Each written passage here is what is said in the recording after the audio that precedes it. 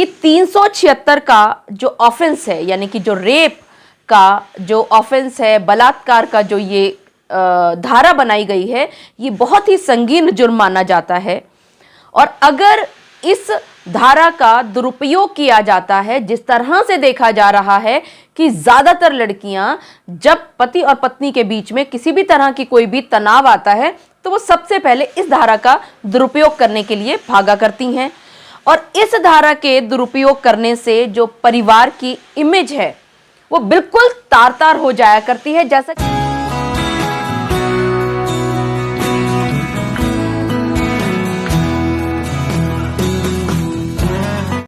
आप सभी ने अक्सर ये महसूस किया होगा कि जब पत्नियां अगर झूठा केस किया करती हैं तो अपने केस को मजबूत करने के लिए वो किसी भी हद तक जाना नहीं छोड़ती। वो इन मामलों में रेप जैसे संगीन अपराध भी लगाने से पीछे नहीं हटती।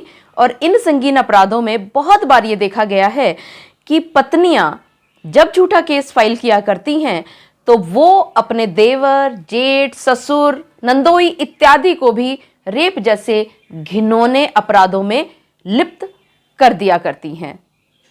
जी हां, आप सभी ने बिल्कुल ठीक समझा। आज के इस वीडियो में मैं आप सभी के साथ ऐसे ही एक केस का वर्णन करने वाली हूं जो केस पहुंचा था दिल्ली हाई कोर्ट तक।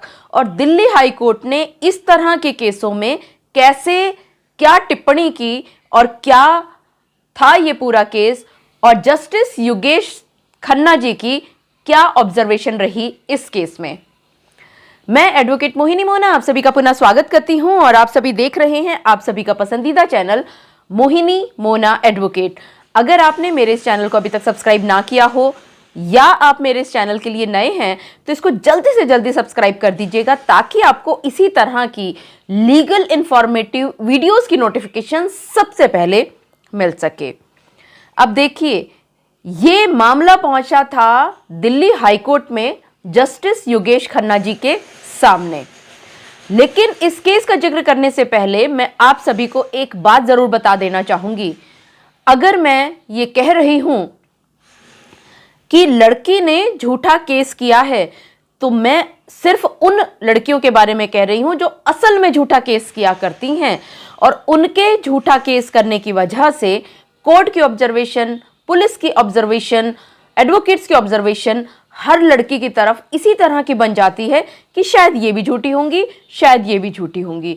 और क्या आपको इस बात का पता है कि इस झूठी ऑब्जर्वेशन की वजह से जो लड़कियां आज भी सताई जा रही हैं, परेशान हैं, तिल तिल मरने के लिए मजबूर हैं, वो लड़कियां या तो कोर्ट तक नहीं पहुंच पाती और किसी तरह से अगर वो मेहनत करके कोशिश करके कोर्ट तक पहुंच भी जाती हैं तो पहुंचते ही उनको इस बात का खामियाजा भुगतना पड़ता है कि वो भी गलत हैं, क्योंकि ऑब्जर्वेशन वो भी घुन की तरह पिसी जाती हैं। क्योंकि कोर्ट का यही ऑब्जर्वेशन है सबके लिए कि ये भी गलत होंगी। और यही वजह है कि मैं अपने सभी वीडियोस में आप सभी को ये विनम्र विनती किया करती हूं कि प्लीज झूठे केसेस ना कीजिए।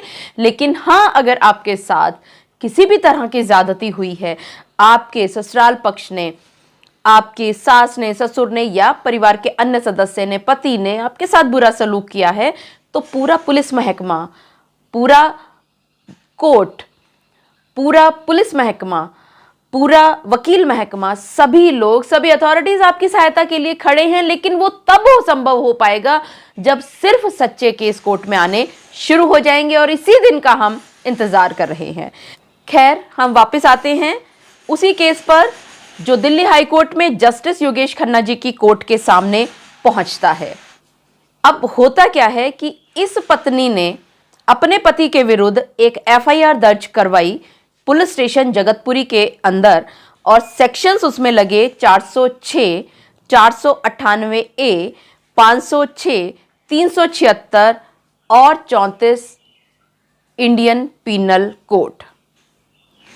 यहां सबसे ज्यादा देखने की बात यह थी कि ये जो पत्नी है, इन्होंने पति को ही नहीं घसीटा बल्कि उसके साथ साथ अपने ससुर के खिलाफ 376 का भी मुकदमा दर्ज करा दिया। इससे भी पीछे चलते हैं। इस पति और पत्नी की शादी होती है 25 जुलाई 2015 को। इस शादी के बाद इस पति और पत्नी की कोई भी संतान की उत्पत्ति नहीं होती है। और जब इन दोनों के बीच में मनमुटाव चल रहा था तो इन मनमुटाव के चलते ये दोनों यानी इस पति और पत्नी ने अलग रहना शुरू कर दिया 1 मई 2016 से।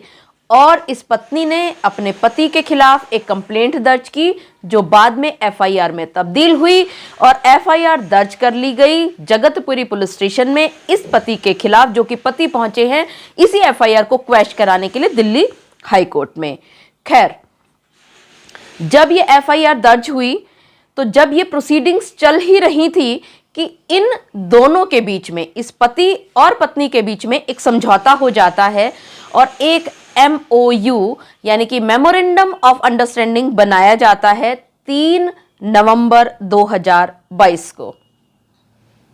अब इन दोनों के बीच में समझौता हो गया है, MOU भी बन चुका है और इस MOU की जो मुख्य शर्त थी वो ये थी कि ये जो पति हैं ये अपनी पत्नी को परमानेंट एलिमनी के नाम पर 5 लाख रुपया देंगे।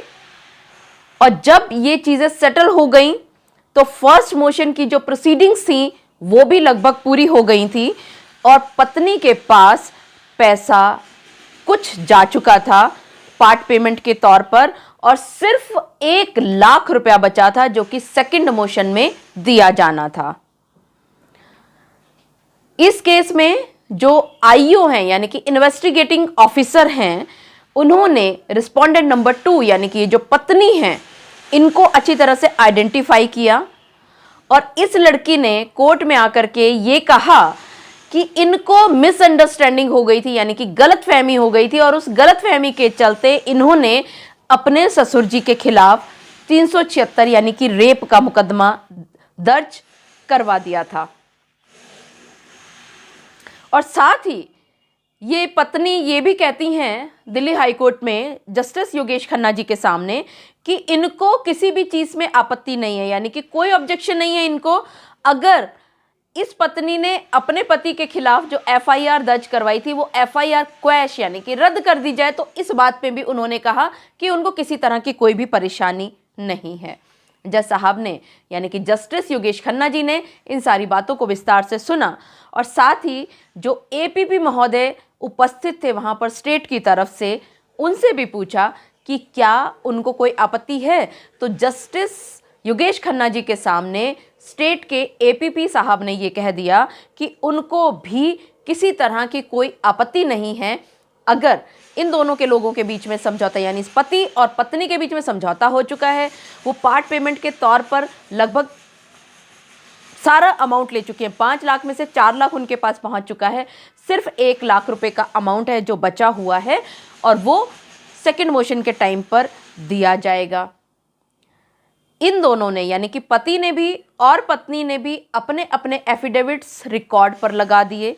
जस्टिस योगेश खन्ना ने गहन अध्ययन किया, एक एक चीज़ को बहुत बारीकी से देखा और समझा और लास्ट में आते आते कोर्ट ने ये व्यू दिया कि 376 का जो ऑफेंस है यानी कि जो रेप का जो ऑफेंस है, बलात्कार का जो ये धारा बनाई गई है, ये बहुत ही संगीन जुर्म माना जाता है।